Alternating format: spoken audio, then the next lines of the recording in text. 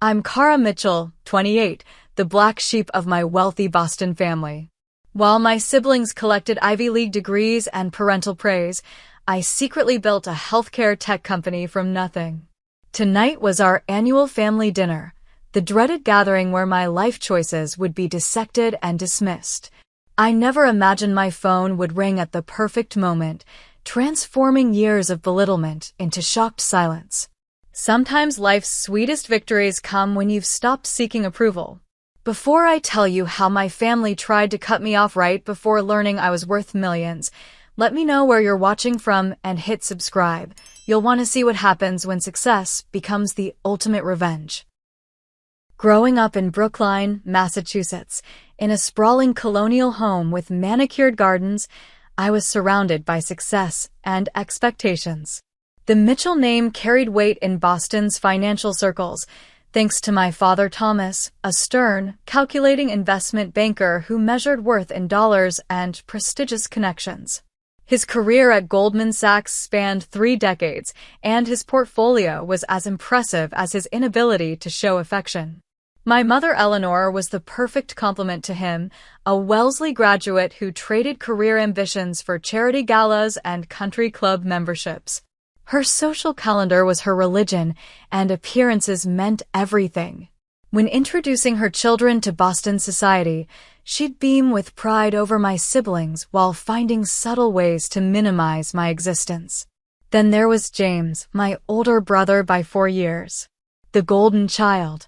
The heir apparent. By 30, he was already a vice president at my father's firm, with the right connections, the right haircut, and the right fiancée from the right family. His Harvard MBA hung in my father's study, not his own apartment, as if his achievement belonged to our father. Perhaps it did. Madison, 2 years younger than me, was the family princess. She had my mother's charm and my father's cunning, a combination that made her the perfect political spouse in training while she completed her law degree at Harvard. Her blonde hair was always styled, her smile always perfect, her achievements always celebrated with dinner parties and announcements in the Boston Globe society pages. And then there was me, Kara, the middle child, the question mark. From an early age, I was different. While Madison played with dolls and James counted his allowance, I was disassembling computers and putting them back together. By 12, I'd taught myself basic coding through online tutorials, spending hours in my room creating simple programs while my parents worried about my antisocial tendencies. Computers are for boys who can't play sports, my father once said when he found me coding at 2 a.m. on a school night. And it's certainly no career for a Mitchell woman. My mother's concern was more about appearances. Darling, your posture will suffer. And those screens will ruin your complexion. How will you find a suitable husband? High school was no better.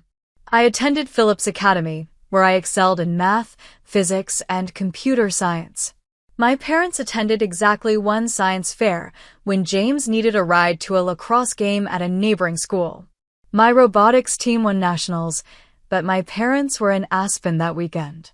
Madison's debate tournament wins warranted family dinners at Mistral. My perfect SAT math score earned a distracted "that's nice, dear." When college applications came around, my parents had my future mapped out. Wharton undergraduate, then Harvard Business School, followed by a suitable position at a consulting firm until marriage. I applied to MIT instead. Engineering. My father laughed when I told them my plans. That's not a Mitchell field. That's for the people who work for people like us. I still remember my mother's horrified expression. But all your friends are going to Princeton and Yale. Who will you meet at? MIT. Despite their protests, I went to MIT with a partial scholarship. They could have paid my full tuition easily, but my father called it learning financial responsibility. I worked part-time jobs throughout college while maintaining a 4.0 GPA. My graduation ceremony was attended by Aunt Patricia, my father's sister, and the only family member who ever encouraged my interests. My parents and siblings were in Martha's Vineyard that weekend for Madison's engagement party. My first job after college was at a healthcare startup in Cambridge, making $65,000 a year, a pittance compared to James's six-figure starting salary. At family gatherings, this became ammunition. Kara is still finding herself, my mother would explain to friends, as if I were backpacking through Europe instead of working 60-hour weeks learning the industry. All that education for a secretary's salary, my father would joke at Thanksgiving. Madison was particularly skilled at the backhanded compliment. It's so brave how you don't care about money or status, Kara. I could never be that, free-spirited. For years, I endured these comments while observing, learning, and planning. The startup world was teaching me things my family would never understand. That failure was valuable, that hierarchies could be disrupted, that money was just one form of currency. And most importantly, that I had ideas worth pursuing, whether the Mitchell family approved or not. 2 years ago, while working at the Cambridge startup, I noticed something that changed everything. Patients with chronic conditions were struggling to get timely specialist consultations, often waiting months for appointments while their conditions worsened. Meanwhile, specialist schedules had inefficiencies that could be solved with the right technology. The healthcare system was operating like it was still 1995, while patients were suffering. The idea for Secure Health came to me during a 3 a.m. coding session in my tiny Somerville apartment. A HIPAA-compliant platform that could securely connect patients with specialists remotely, using AI to optimize scheduling and matching based on symptoms, urgency, and availability. It would include secure video conferencing, medical record sharing, and prescription management, all in one platform. I withdrew $50,000 from my savings, every penny I'd managed to squirrel away while paying Boston rent and student loans. It was enough to build a prototype and create a business plan. For 6 months, I worked my day job and built Secure Health at night, surviving on coffee and determination. The first major challenge came when seeking initial investment. Male investors would listen politely, then ask if I had a technical co-founder, meaning a man. Healthcare is complicated, one told me condescendingly, as if I hadn't spent years researching the field.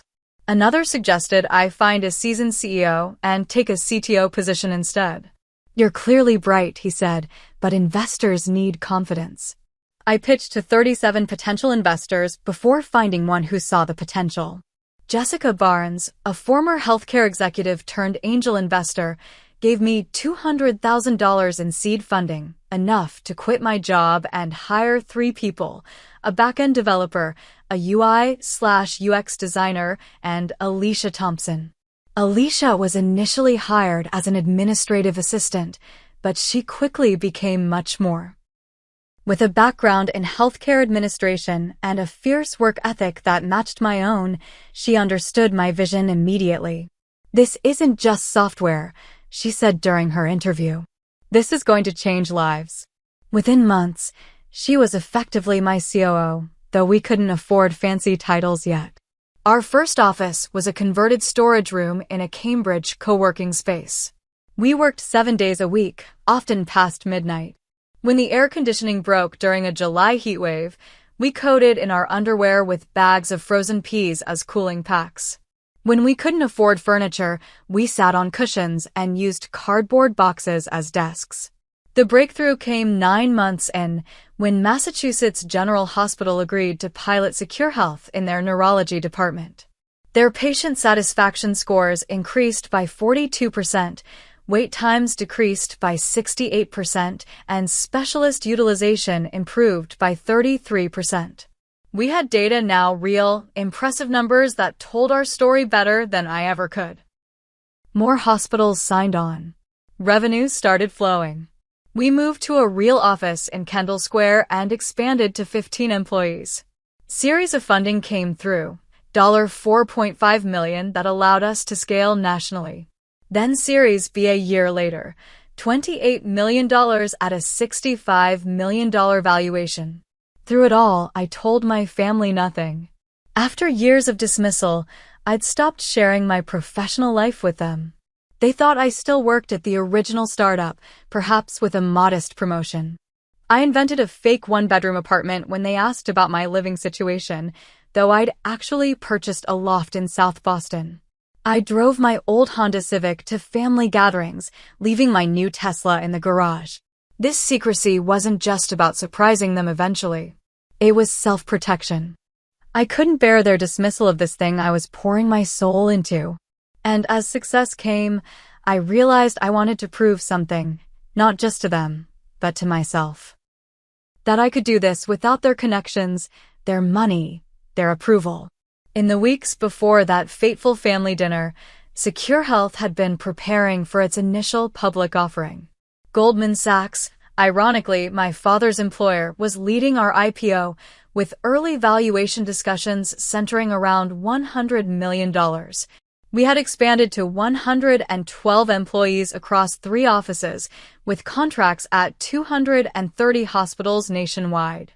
The Wall Street Journal had profiled me as one of 30 under 30 changing healthcare, though I'd managed to keep the article from my family's attention. The night before the dinner, Alicia and I had been on calls with international investors until 2 a.m.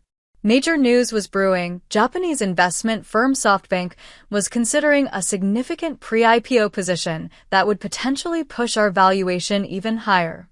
As I selected a deliberately modest outfit for the family dinner, a simple black dress from Banana Republic rather than the Chanel I could now afford, I wondered if tonight might finally be the night to reveal my secret success. Little did I know my family had plans of their own. The Mitchell family estate in Brookline looked the same as always, imposing and immaculate. The colonial-style mansion with its white columns and manicured hedges was featured in Architectural Digest the year I turned 16, the same year I won the State Mathematics Olympiad, an achievement that went unmentioned at dinner that night. I parked my old Honda at the end of the circular driveway, behind James's Porsche Cayenne and Madison's Range Rover. Taking a deep breath, I checked that my phone was on vibrate. Alicia knew not to call unless it was truly urgent, and prepared myself for the annual performance of being the family disappointment. The heavy front door opened before I could knock, revealing Margot, my parents' housekeeper of 20 years. "Miss Kara," she said with a genuine smile, the first I'd receive all evening. "It's so good to see you." "You too, Margot," I replied, handing her the bottle of wine I'd brought. A $30 Cabernet rather than the $300 bottles now in my own collection. "Is everyone here already?" "Yes, in the solarium for drinks. Your brother is sharing news about his promotion." "Of course he was." I smoothed my dress, plastered on a smile, and headed toward the familiar sound of crystal glasses clinking and polite laughter. The solarium, a grand room with floor-to-ceiling windows overlooking the garden, was my mother's pride and joy. Tonight it was filled with the usual suspects, my father holding court by the fireplace, my mother arranging canapes with surgical precision, James gesturing animatedly while Madison nodded with practiced interest. The surprise addition was Aunt Patricia, my father's sister and secret ally, who rarely attended these gatherings due to her bohemian lifestyle. She was a literature professor who wore colorful scarves and had divorced twice. "Kara, you finally made it," my mother announced, making it sound as if I were hours late rather than precisely on time. Eleanor Mitchell, at 58, looked a decade younger thanks to discreet cosmetic procedures and a religious skincare regimen. Her blonde bob was perfectly styled, her navy dress likely purchased that week from Neiman Marcus. "Hello, Mother," I said, accepting her air kiss. "The traffic from Cambridge was terrible."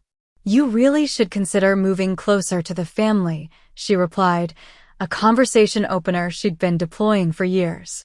"There are lovely apartments in Back Bay that would be much more convenient." Before I could respond, my father's booming voice interrupted. "There she is, the computer whiz." Thomas Mitchell's condescension was always wrapped in jovial packaging.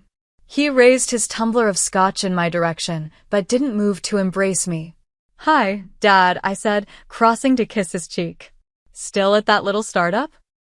he asked, though he knew perfectly well where I supposedly worked. It was his way of establishing that my career wasn't worth remembering the details of. Something like that, I replied vaguely. James swooped in next, reeking of expensive cologne and privilege. At 32, he was my father's mini-me, down to the Rolex and the slightly too firm handshake. Baby sister. Just telling everyone about my new division. 14 people reporting to me now and a corner office with a view of the harbor. He took a dramatic sip of his martini.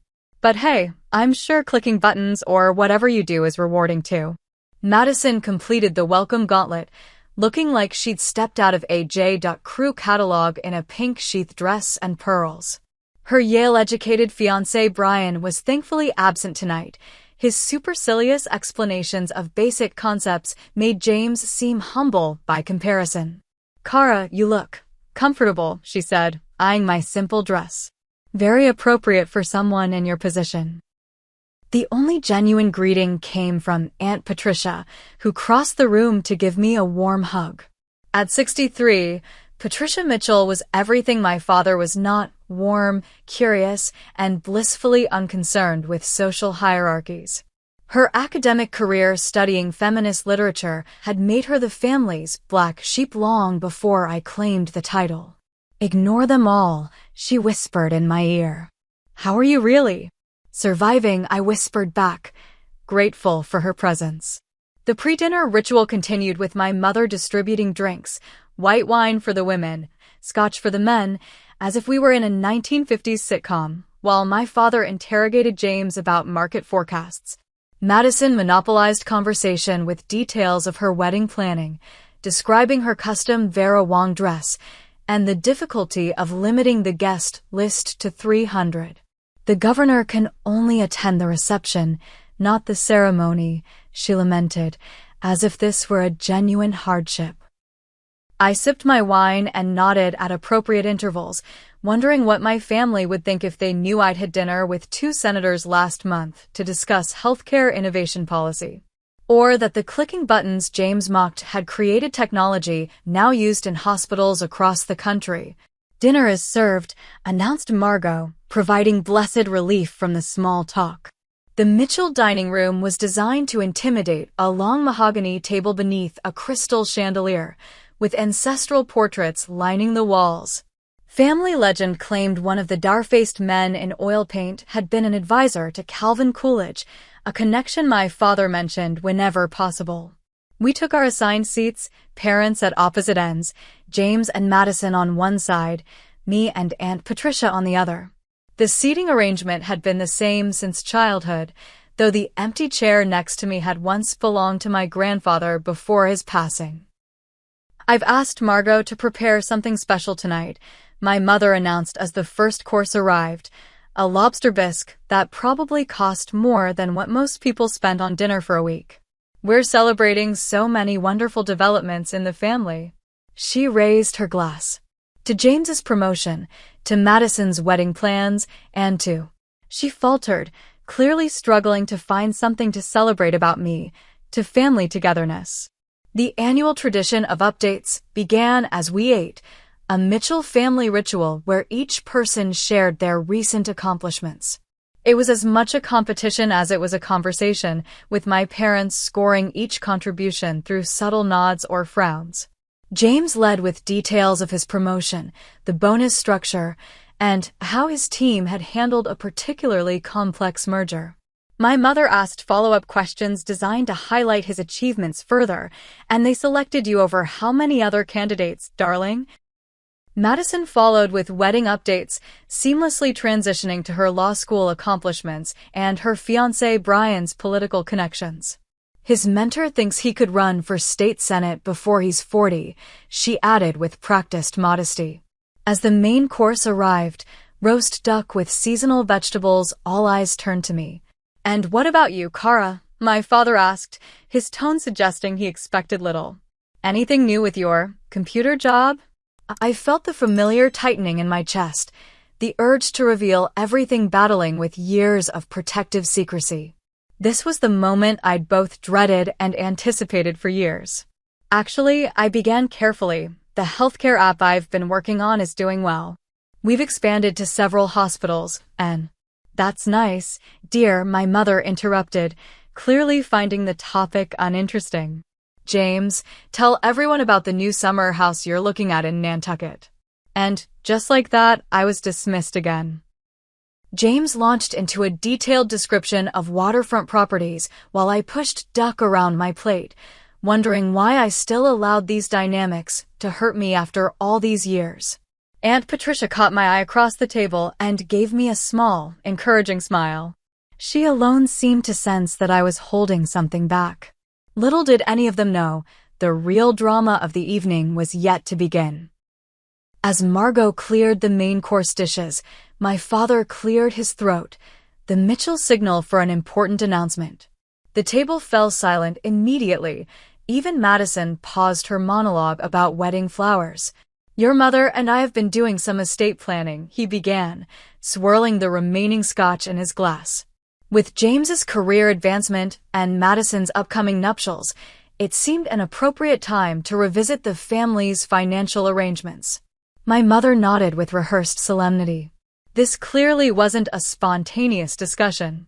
As you know, the Mitchell name carries certain expectations, my father continued.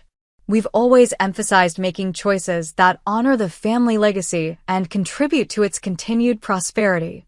I felt a familiar knot form in my stomach. Whenever my father spoke about family legacy, it was inevitably followed by criticism of my life choices. James will be taking over as the trustee of the family's main investment portfolio next year, he announced, nodding proudly at my brother.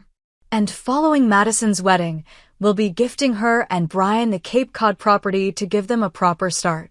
It's the logical choice, Madison added unnecessarily. Brian's political aspirations will benefit from a family home with historical significance. My father turned to me then, his expression shifting from pride to something more clinical. Which brings us to you, Kara. I sat straighter, feeling the air in the room change. Aunt Patricia's hand found mine under the table and squeezed gently. Your mother and I have given this considerable thought, he continued. And while we've supported your unconventional choices for some time, we've come to a decision. My mother set down her wine glass with deliberate precision. We're cutting you off completely, she announced, as if commenting on the weather. Effective immediately. The words hung in the air. Though I hadn't relied on family money since college, the finality of the statement and the public way it was delivered felt like a slap. The annual allowance, any future inheritance considerations, access to the family vacation properties, all of it, my father elaborated. Until you demonstrate more appropriate choices befitting a Mitchell. Appropriate choices? I repeated, finding my voice. You mean abandoning my career for something you approve of? Don't be dramatic, Kara, Madison interjected. They just want what's best for you. You're wasting your potential at that little tech job. James nodded in agreement. The family has a reputation to maintain. Your choices reflect on all of us.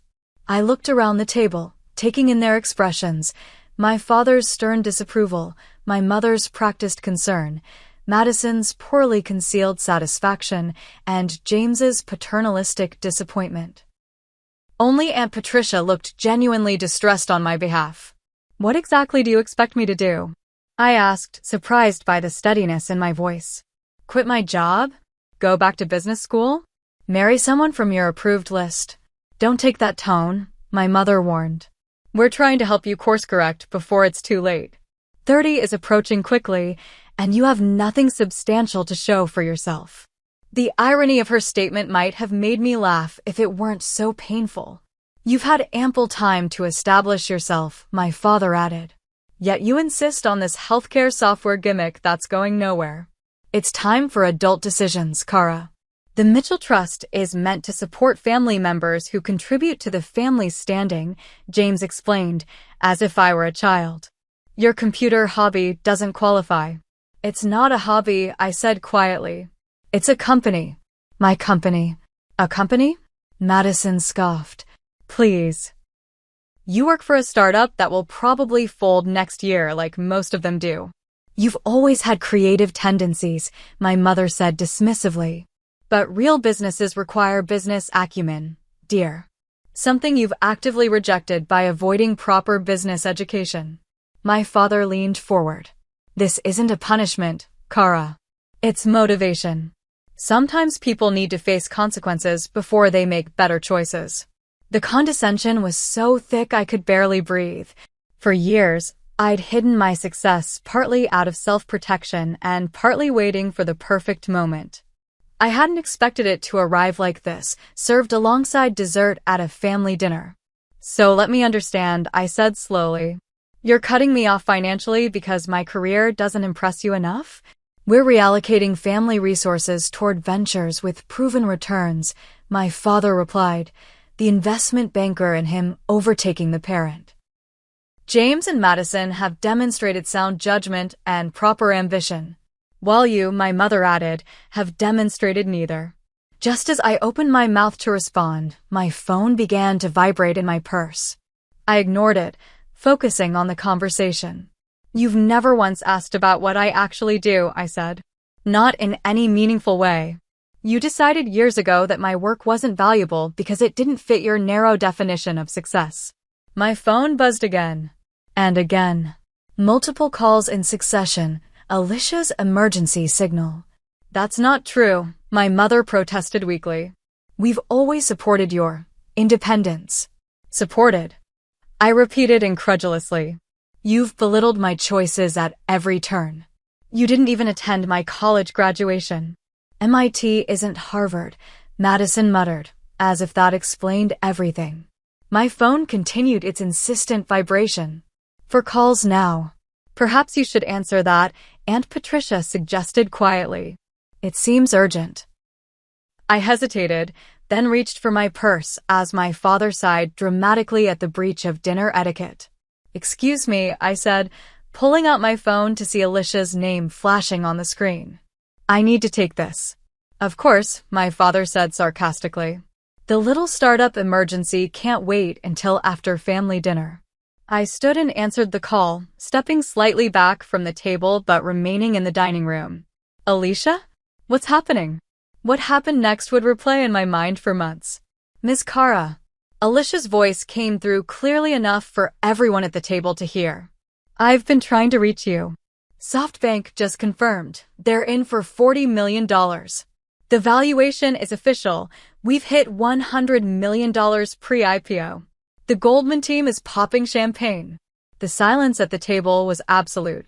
That's incredible news, I managed, watching my family's expressions transform from dismissal to confusion. Can you run through the details? As Alicia enthusiastically outlined the investment terms, stock options, and upcoming media announcements, I watched understanding dawn across each family member's face. My mother's wineglass froze halfway to her lips. My father's perpetual frown deepened into something closer to bewilderment. Madison's mouth literally hung open. The Forbes interview is confirmed for Monday, Alicia continued, oblivious to the drama unfolding on my end. They're featuring you in their Billionaires in the Making series. Oh! And the Hospital Association wants you to give the keynote at their annual conference. The CEO called personally. Thank you, Alicia, I said when she finally paused for breath. This is wonderful news. Let's schedule a team meeting for tomorrow morning to discuss next steps. I ended the call and slowly returned to my seat. The silence stretched uncomfortably until Aunt Patricia began to laugh, a genuine, delighted sound that cut through the tension. Well, she said, raising her wine glass. I believe congratulations are in order. The tableau before me was almost worth the years of dismissal, 5 frozen faces in various states of shock and disbelief. My mother recovered first, her social training kicking in automatically. Kara, darling, she said, her voice honey-sweet in a way it had never been when addressing me. What wonderful news. Why didn't you tell us about your business success? My father's face had transformed from confusion to calculation. I could practically see him reassessing my value in real time. 100 million, he repeated slowly. In valuation? For your healthcare application. Secure Health. I supplied the name they had never bothered to learn. Yes, we're preparing for our initial public offering, led by Goldman Sachs. I couldn't resist adding, your firm, Dad. James looked like he'd been slapped. You're working with Goldman? With which team? Marcus Steinberg's group, I replied, naming one of the most prestigious partners and my father's contemporary. He's been incredibly supportive. Marcus is handling your IPO personally?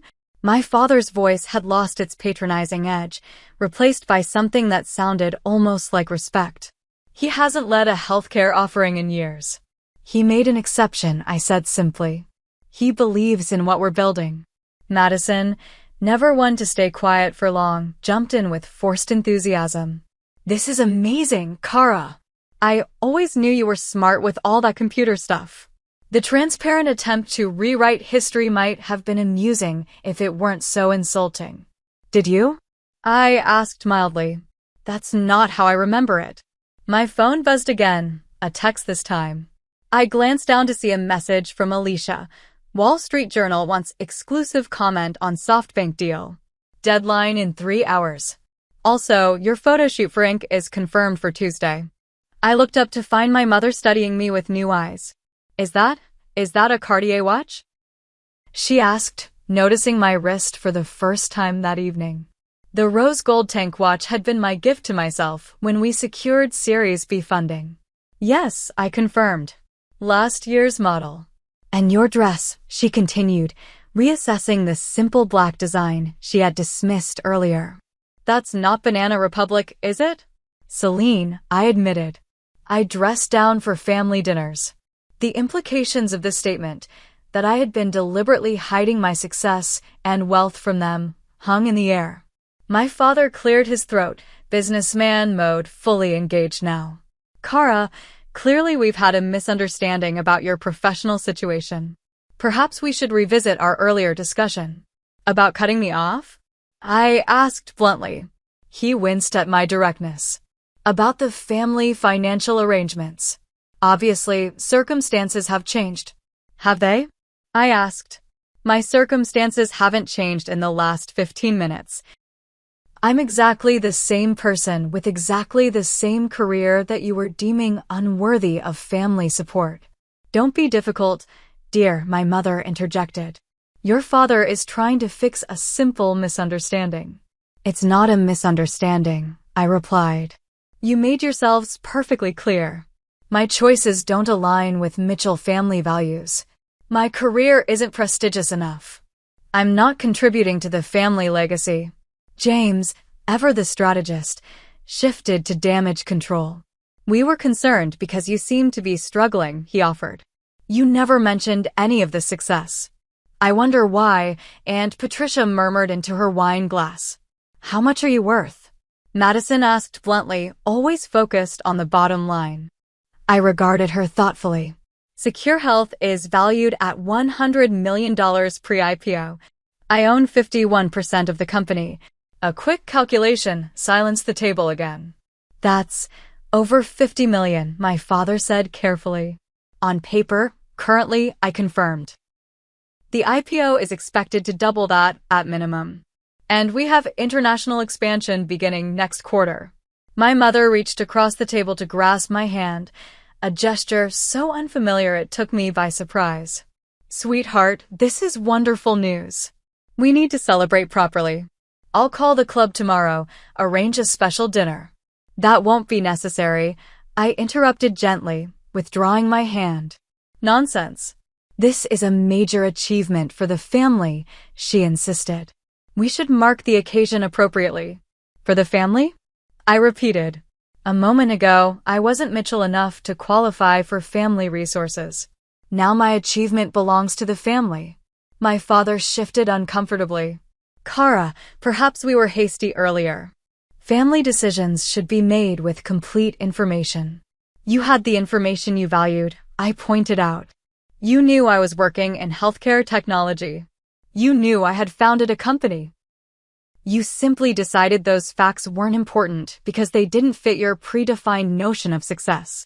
Well, James interjected, Startup valuations can be quite speculative. It was reasonable to be concerned about stability. Was it concern? I asked. Or judgment? Madison, never one for subtlety, changed tactics entirely.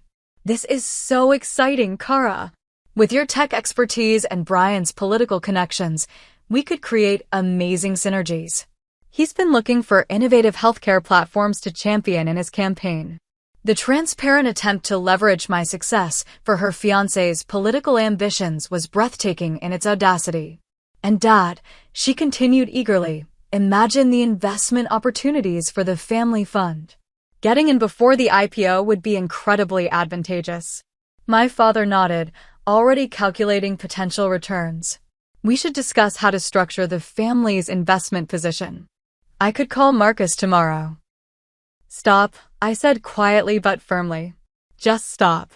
They all turned to me with varying expressions of confusion. I'm not looking for family investment, I stated clearly. Secure Health has all the funding it needs. But surely a pre-IPO family position would be beneficial, my father began. No, I cut him off. It wouldn't. Our cap table is set. What about board positions? James suggested. A Mitchell presence would lend credibility. Our board is also complete, I interrupted, with members who have believed in the company from the beginning. My mother looked genuinely bewildered. But darling, now that we understand the situation, we want to support you properly. Now that you know I'm rich, I corrected her gently. That's different from support. Aunt Patricia coughed discreetly to hide her smile. That's not fair, Madison protested. We're family. Family supports each other's success. Does it? I asked. Where was that sentiment an hour ago? My father, ever the pragmatist, tried a different approach. The past is the past, Kara. Let's focus on moving forward. The Mitchell Network can open doors for your company that would otherwise remain closed. I regarded him thoughtfully. What doors do you think remain closed to a $100 million company with Goldman Sachs as its IPO underwriter? He had no answer for that. I appreciate the sudden interest in my career, I said, standing up. But I think I'll be leaving now. I have an early meeting tomorrow. You're leaving? My mother looked alarmed. But we haven't even had dessert. We need to discuss your media strategy, your investment planning. Your father has excellent connections for wealth management. I have financial advisors, I said, picking up my purse. And a PR team. And lawyers. And every other professional service I need.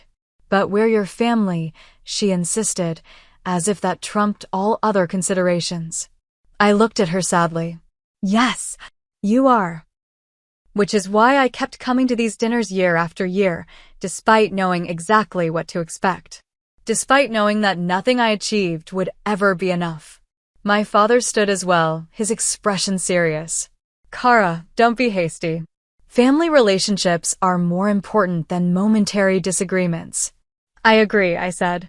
Which is why I'm going to take some time to think about what kind of relationship I want with this family moving forward.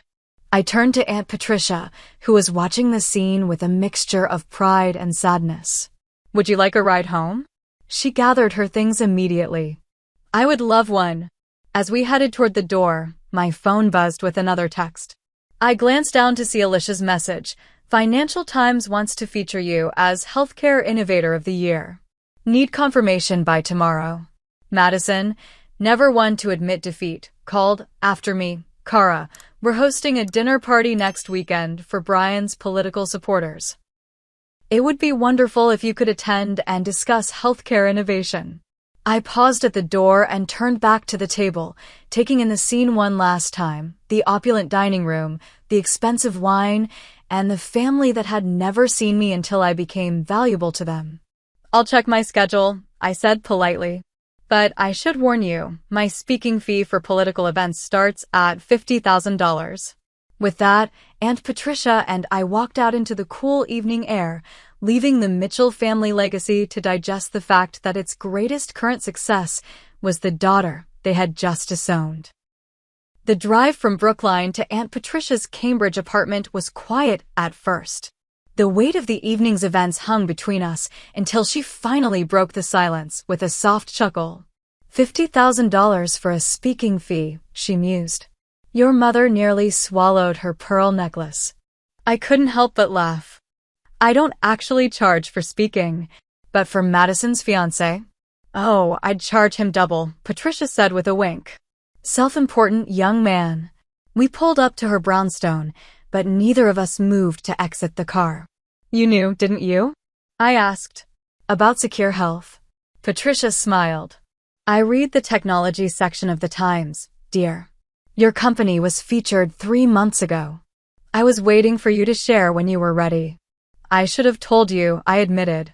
I just got used to keeping it separate from family. For good reason, she said, patting my hand. Your father and I grew up with the same message. Success is measured by the right schools, the right clubs, the right investments. It took me until my 40s to break free of that mindset. You've done it in your 20s. I haven't exactly broken free, I said. I still showed up for dinner, still craved their approval on some level. That's being human, not being weak, she corrected gently. We all want our parents' love. The difference is you didn't compromise your authentic self to get it. We sat in comfortable silence for a moment before she spoke again. What will you do now? About the family. I considered the question carefully.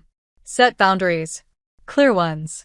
I won't participate in the suddenly interested routine, but I won't cut them off entirely either. Wise, she nodded. And Secure Health? Now that the secret's out. Continue as planned, I said. The IPO is moving forward. The work matters too much to let family drama affect it. Patricia leaned over to hug me before getting out. I always knew you'd do something extraordinary, Kara. Not because you're a Mitchell, but because you're you. Those words stayed with me during the drive to my South Boston loft, a converted warehouse space with exposed brick and floor-to-ceiling windows overlooking the harbor. As I kicked off my heels and poured a glass of wine, my phone lit up with a barrage of notifications. A text from my father, we should discuss investment strategies for your new position. Lunch tomorrow at the club. An email from my mother. Darling, I've added you to the guest list for the Symphony Gala next month. The chairman would love to discuss a potential donation from your company. A message from James, impressive move, sis. Let's grab coffee. Would love to hear more about healthcare tech sector opportunities.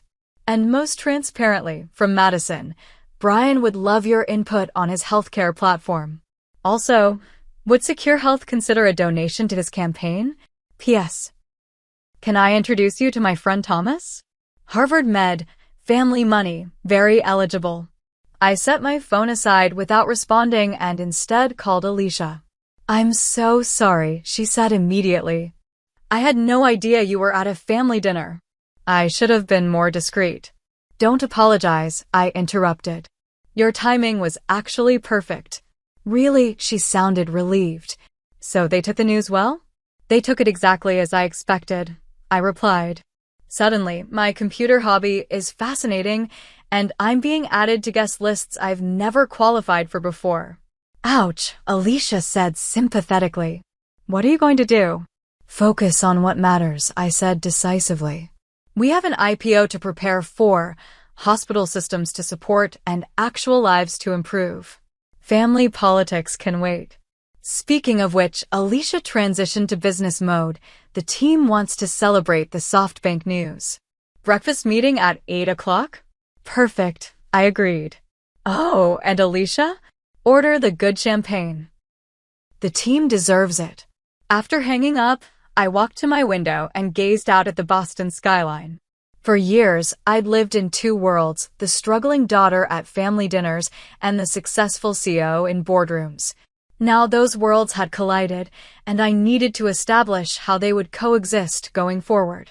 The next morning, I arrived at Secure Health's Kendall Square offices to find the team already gathered in our glass-walled conference room. 35 faces looked up expectantly, developers, designers, healthcare specialists, and administrative staff who had believed in the vision when few others did. Before we pop the champagne, I said, setting down my bag, I want to thank each of you.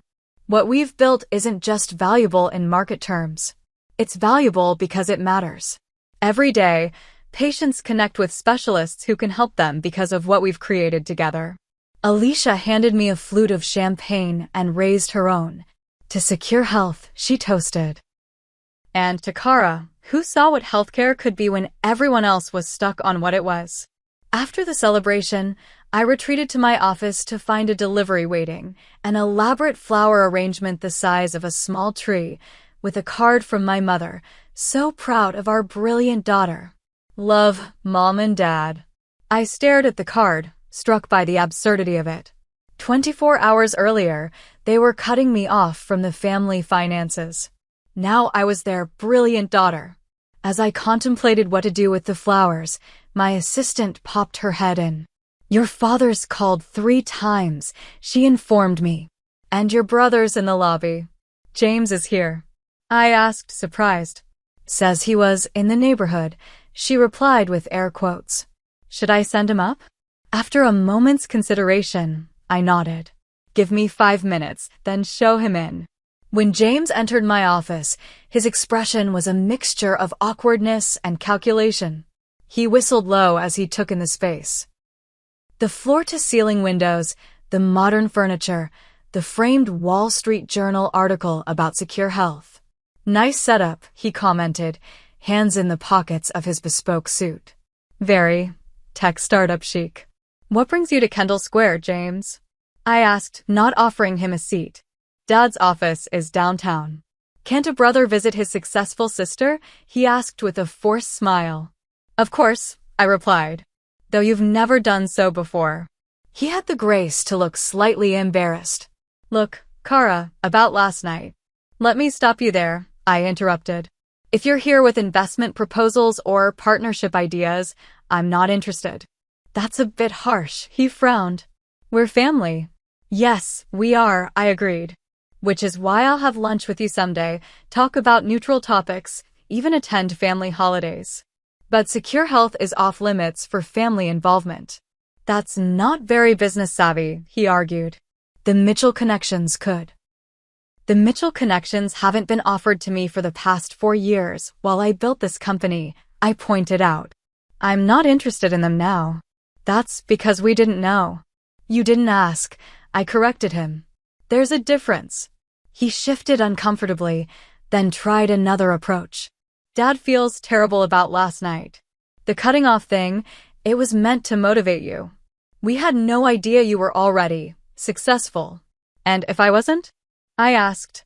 If I was exactly who you thought I was, a mid-level employee at a struggling startup, would cutting me off still have been appropriate? He had no answer for that. James, I have a meeting in 10 minutes with actual investors who believed in this company before knowing its valuation. So, unless there's something else. He straightened, businessman mask sliding back into place. Right. Well, I'll tell Dad you're busy. Maybe dinner next week? He wants to make things right. Tell him I'll call when I'm ready, I said firmly. And James? The next time you're genuinely interested in what I do, I'd be happy to explain it. But only if you really want to know.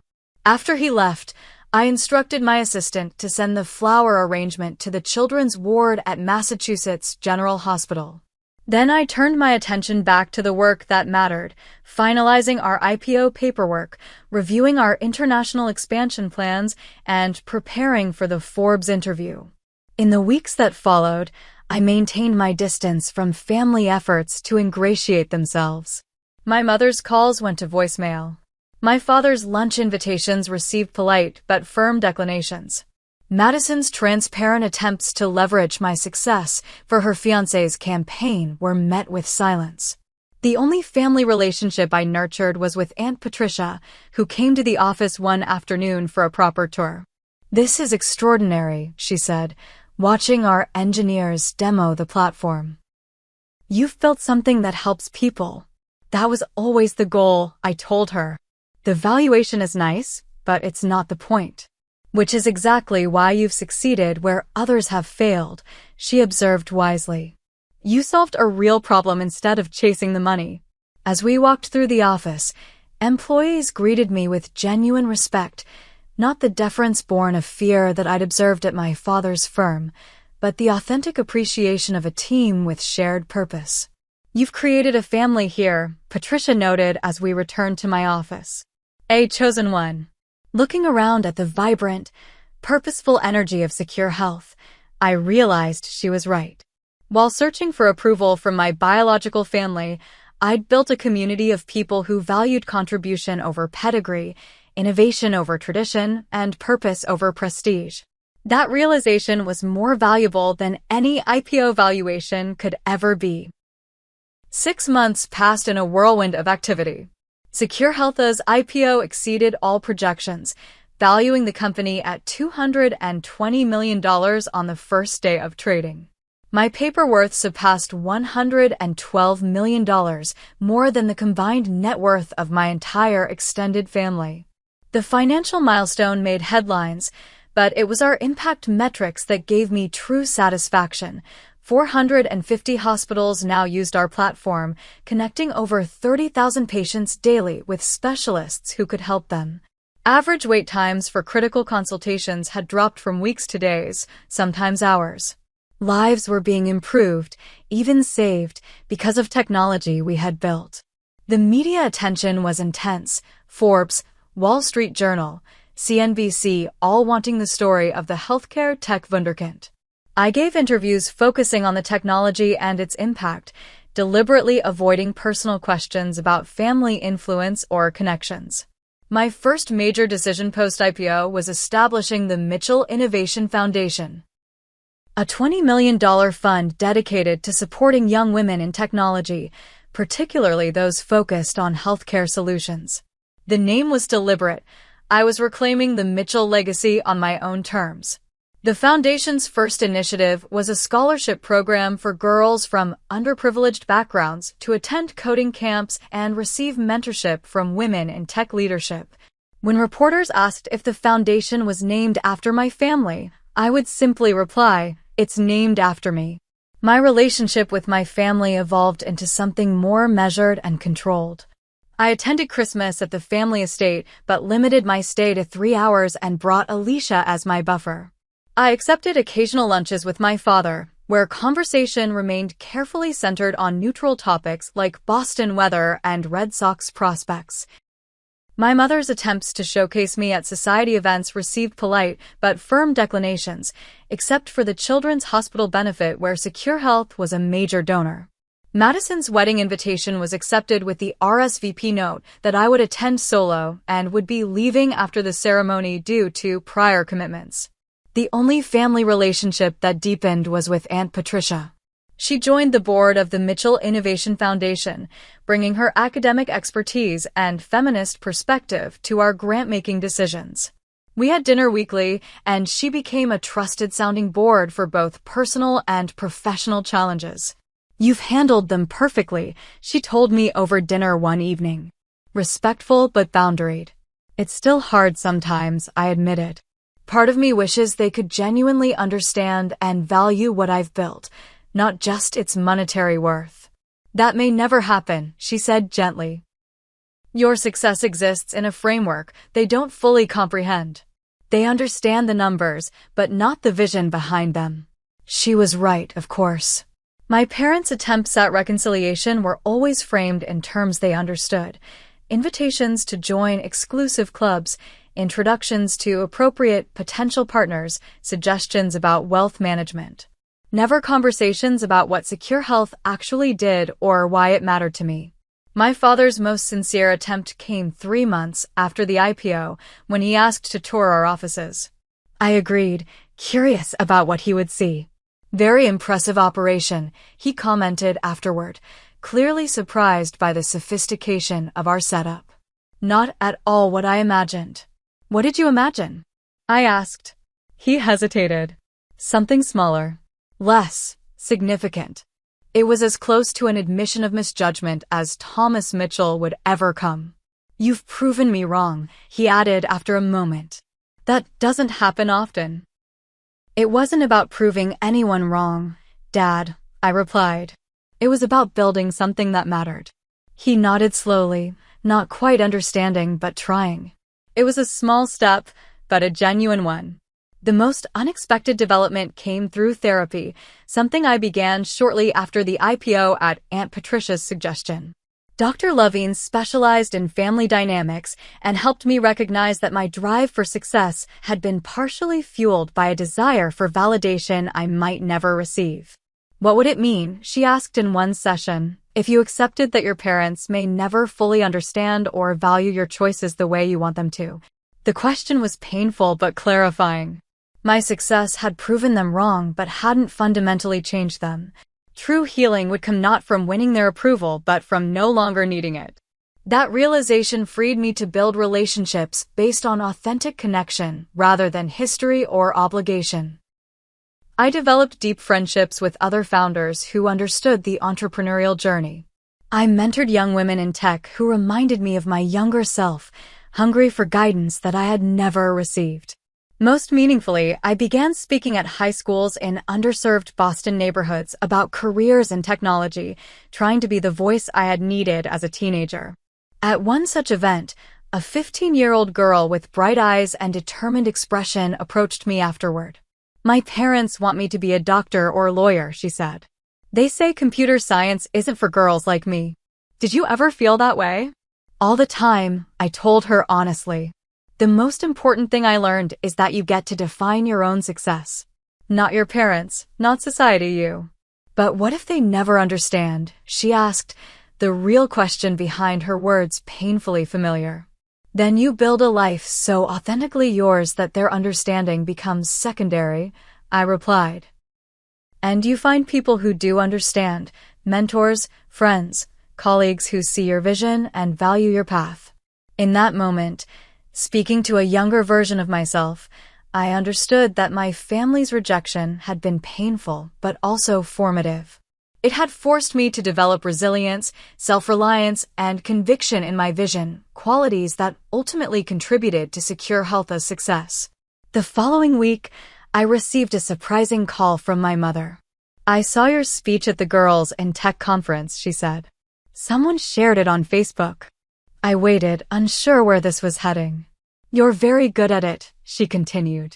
Public speaking. You have a presence, like your grandfather. He could command a room too. It was the first compliment she had ever given me that wasn't related to appearance or social graces. Thank you, I said simply. I don't understand what you do, she admitted after a pause. The technology, the healthcare integration, it's beyond me. But I can see that it matters to you. And apparently to many others. It wasn't full understanding, but it was acknowledgement, the beginning of seeing me as I actually was rather than as she wished me to be. 1 year after the fateful family dinner, I hosted a different kind of gathering, a housewarming for my new Back Bay townhouse. The guest list included the original Secure Health team, fellow entrepreneurs, mentors who had supported me, and Patricia, and, after consideration, my immediate family. As I looked around at the diverse group mingling in my living room, my chosen family alongside my biological one, I felt a sense of peace I hadn't expected. The Mitchell family dynamics hadn't fundamentally changed, but my relationship with them had. I no longer needed their validation to know my worth or my path. When the time came for a toast, I raised my glass and found my voice steady and clear. To authentic success, I said. Not measured by bank accounts or social standing, but by the lives we touch and the problems we solve. To surrounding ourselves with people who believe in us before we're successful, not after. And to defining our own legacy, whatever our last name might be. Aunt Patricia caught my eye across the room and nodded proudly. My parents looked somewhat puzzled but respectfully attentive. And my colleagues and friends, the people who had believed in Secure Health's mission from the beginning, smiled with genuine understanding. That night, after everyone had left, I stood on my rooftop terrace overlooking the Boston skyline. My phone buzzed with a notification. Secure Health had just been approved for use in hospitals across the UK, our first major international expansion. Lives would be improved because of something I had built, something my family had once dismissed as a computer hobby. I thought about that 15-year-old girl and all the others like her. Young women with dreams that didn't fit neatly into others' expectations. If my story could help them stand firm in their own vision, then being cut off at that family dinner was ultimately a gift. It had forced me to fully own my path rather than seeking external validation. Sometimes the most painful rejections lead us to our greatest strengths. Sometimes being cut off from what we think we need pushes us to discover what we actually require. And sometimes the most powerful reply to "we're cutting you off completely" isn't an argument or a defense. It's building something so meaningful that it speaks for itself. Has your family ever dismissed your dreams or tried to push you down a path that wasn't right for you? How did you respond? I'd love to hear your stories in the comments below. And if this journey resonated with you, please like, subscribe, and share with someone who might need to hear that it's okay to define success on their own terms. Remember, the most powerful validation is the kind you give yourself. Thank you for listening to my story, and may you all find the courage to build a life authentically your own.